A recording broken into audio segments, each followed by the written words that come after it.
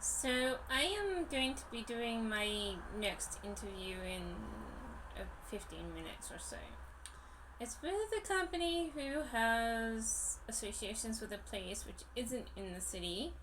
Most often you find places that aren't in the city a bit of a letdown location wise. I've worked in the suburb before and it's like gets water coming in every now and again. On the upside, I don't think it's the same place where I had these issues in this building, but it could be because it's very similar sounding to something that I've worked in the same area for, but I'm not sure whether it is the exact same company or another company. I've often seen advertisements for this area, and it's like, oh, these people are near the airport, but they're not near the airport at all. They're a lot closer than the airport is. The ports are near the airport. This is not near the airport at all, and I was like, oh, I thought this suburb was like near the airport. And I was like, no, it's nowhere near the airport. I would say that I don't really want to work for it in particular. It's only because it's not a work from home position. I'm so sick of offices.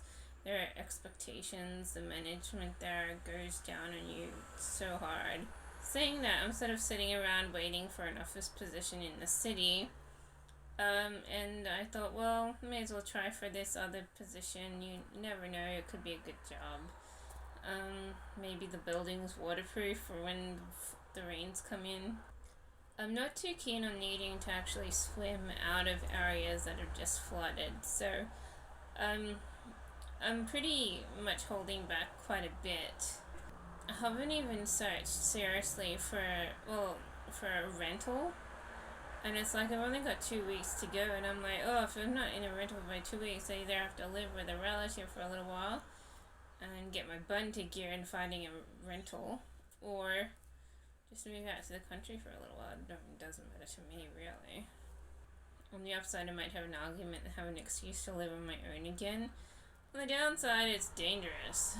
I'm not really into trying to see how stormy the country is in this particular area because I'm pretty sure, they've got devastating weather patterns there.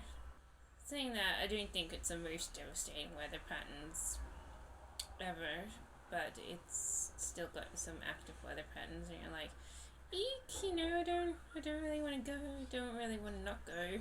The only reason why I don't want to not go is because you don't always get the chance to go live out in the country, and I'm like, oh, maybe I should go there for a month or 3 months or whatever to escape, you know. I think it's only going to take 6 months for the house to be gone, anyways, and for this person to come back closer to the city. So it is a limited time invitation to try a different lifestyle for a little while.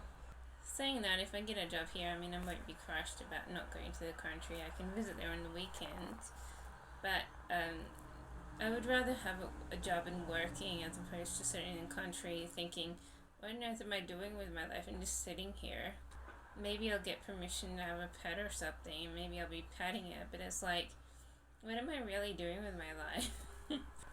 No one really wants to live with me much anymore, but I've started tailgating on other people's houses, a little bit. So it's been a few years since I've lived by myself, and so I'm like, oh, maybe it'd be good to live by myself for a little while. But I hate renting. I mean, living by yourself is one thing, but renting is another thing. It's like renting, you're just wasting your money into someone's pockets, and you're like, oh, I want that money, I want it in my bank. Unless you get a job and you got the spare money to spend every week, it's like all that is to me precious gold slipping through your fingers, and you're like going, oh my gosh, my money, if I wasn't living here in this rundown rental, I wouldn't be losing it. I hate the aspect of losing money in rentals because that's how I got poor. Even in 6 months, I'm gonna be wasting 20 grand, and I'm like, oh, I need that 20 grand, I could use that 20 grand. So I've got a lot of choices to make, and I'm not really very happy renting. I would rather be living in a real place, rather than renting, but this is the last real place that I really have.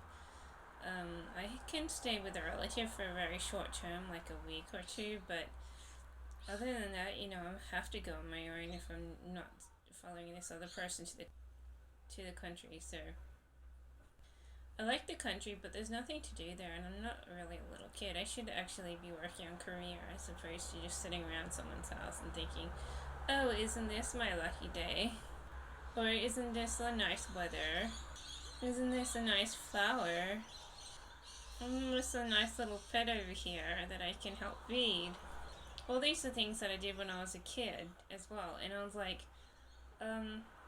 okay, well, I'm in the middle of nowhere and I don't see any opportunities here. But, it's nice. It is nice to sit in the country. It's like, gives you a breath of relief, but it's also not so nice in other ways. My ambition is to try and get a job and to move out and separate, even if I'm just doing it for like 6 months or a year or something. At least it's giving me a little bit of time to myself, and I'm not going to be badgered by other people.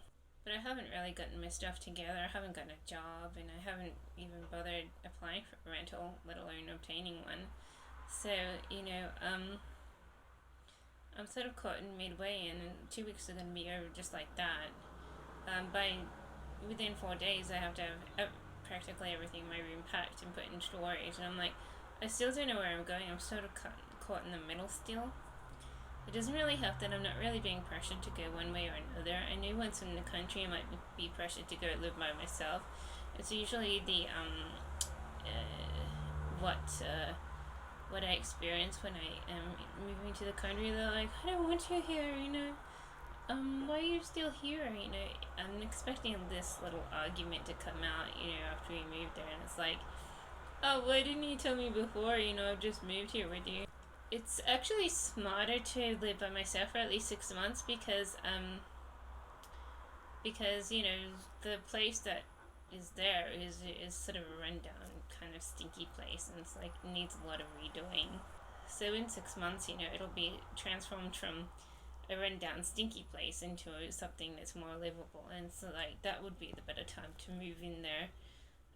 Rather than just go escape to this stinky place where I have to sleep in a sleeping bag, maybe in the back of a car, and then spend days helping do up the house, It's not really that much of a fantasy to just escape right away, so it's good to, it would be good if I got a job so I could actually go on my own for a while. I do regret not applying quickly for the last two houses that were on the market for rent. They're actually really quite good, and I've rented in them before. There's a few that I've rented before that are still there, but I really like these rentals. I wish I had applied because, there's nothing that I like more than just plain old security, and that's what these two rentals had. They're nice quiet suburbs, and they've got a lot of security. You won't have weird strangers knocking on your door. But I missed out on those because, they're rented out before I even bothered to apply. Literally within 7 days, all these rentals are going, and it's like, oh geez, they're going so quickly, I can't even keep up. My internet's come off and on, and, I haven't signed up for these things, and it's like, it's on. So you really have to apply on the day, otherwise you probably won't get it. There's an inspection coming up tomorrow for this place around the corner, but if I go, I'm not really going with the expectation to rent the place because I'm pretty sure there's thugs with guns that take you to prostituting places to make porn videos. So I've rented in the across the street area before, and it's like you have people with guns showing up at your door, and you're like going, oh, what on earth are these people about? I had some place brushes when I was a younger youth, and I was like, oh, it's probably not the area I should be moving to, but I might inspect the place just in case I have no other options and I'm suddenly lumped with a job. Saying that, I don't really want to consider those sorts of places as options because I think right away you're just jumping into a place where you're going to have issues and trouble and you feel uncomfortable. But I've been procrastinating all day. I haven't been doing anything that I'm supposed to be doing. I haven't looked at any rentals, and I haven't, been doing half the things that I should be doing. And my mind's still in the middle. It's like I can't even make up my mind whether I want to stay or go. If I don't have a job, it's stupid to stay, but if it's also stupid to go. So, I'm just like bobbing on top of the water, and I'm like, oh, what the hell should I be doing? There's no worse experience than actually renting when you're not actually making any money.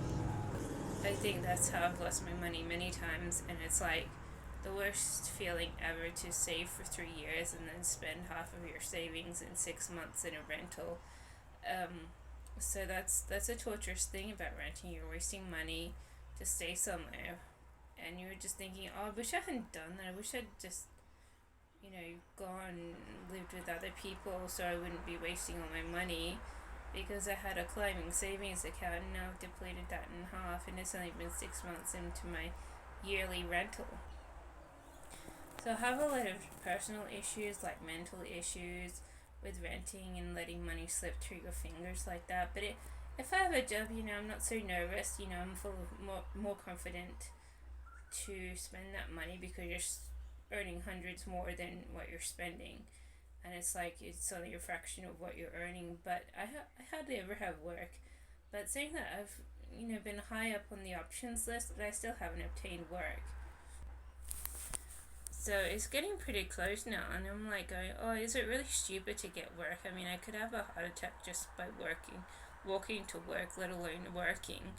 But saying that, I don't really have that high chance of actually having a heart attack. I guess when it's all crux, you can just walk away from your computer and say, hey, I've had enough for today. Or say you don't feel well or something. But it's really hard to live by yourself and think that you can do things when you're sort of got so many, feelings. I think, I get very unstable. One of my jobs, I was literally sweating as I was working, and my fingers were trembling, and I was like, geez, this is like really hard to do, and it's only a 4-hour shift.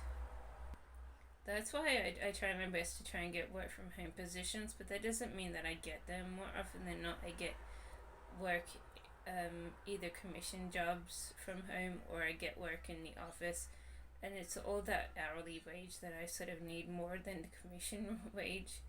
I mean, employers can give you so many commission jobs if they want, but if you're only making money, sometimes that's not good enough, unfortunately.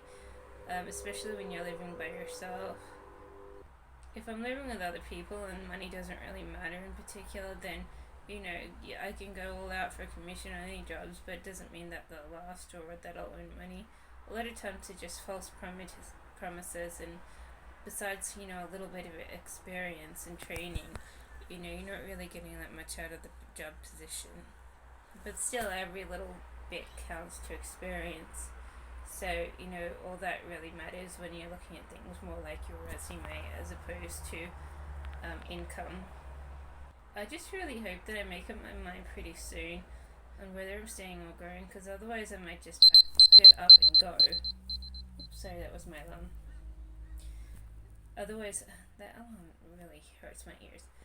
Otherwise, I might just pack it up and go, and then I'm like, oh, I don't like it here. I might have to move back, and it's going to be like double the cost of moving things there and coming back. But that's usually what I do. Usually after 1 or 2 weeks, I'm sick with the country and end up coming back anyway. And sometimes, I have an argument with the other person, and that just gives me an excuse to want to come back soon anyways. I think anything can happen from here, actually, and it's sort of nervous and sort of exciting, and when I have a little cloud over my mind and I don't know what I'm doing, I sort of just waft around. So I might end up moving there and back real quickly, depending on how I feel.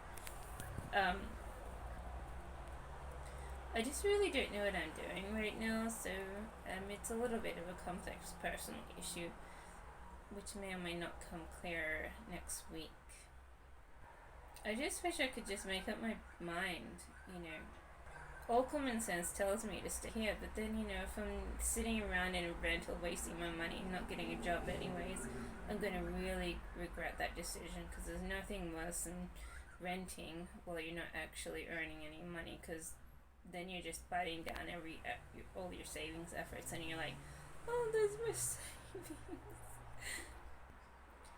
As you can see, I'm not really a particularly successful person, and I'm definitely not rich, and so, all these decisions are really hard for me.